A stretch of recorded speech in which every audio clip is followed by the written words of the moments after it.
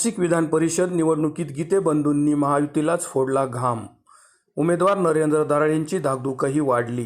गीते बंधूंच्या माघारीसाठी मंत्री नाशकात तळ ठोकून. नाशिक विधान परिषद निवडणूक जाहीर झाली असून जिल्ह्यात महायुतीच्या पारड्यात विजयासाठी पुरेसे संख्याबळ असल्याने महाविकास आघाडीने मैदानातूनच अक्षरशः पळ काढला आहे. महाविकास आघाडीकडून कोणत्याच पक्षाच्या उमेदवाराने फॉर्म भरलेला नसल्याने महायुती विरुद्ध अपक्ष अशी विधान परिषद निवडणूक होऊ घातली आहे. या निवडणुकीसाठी 9 उमेदवारांनी फॉर्म भरले आहेत. महायुतीकडून येवल्याचे माजी आमदार नरेंद्र दराडे यांना उमेदवारी जाहीर झाली आहे.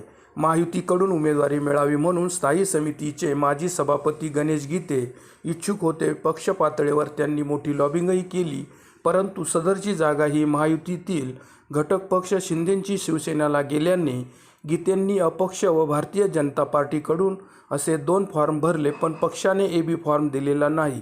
गणेश गीतेंचे बंधू पिंपळगाव कृषी उत्पन्न बाजार समितीचे संचालक गोकुळ गीते यांनीही अपक्ष म्हणून फॉर्म भरला आहे.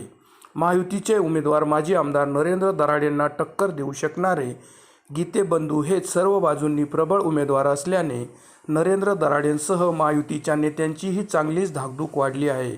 गीते बंधूंनी या निवडणुकीतून माघार घ्यावी म्हणून मंत्री गिरीश महाजन, मंत्री उदय सामंत मनधरणी करण्यासाठी नाशकात तळ ठोकून आहे.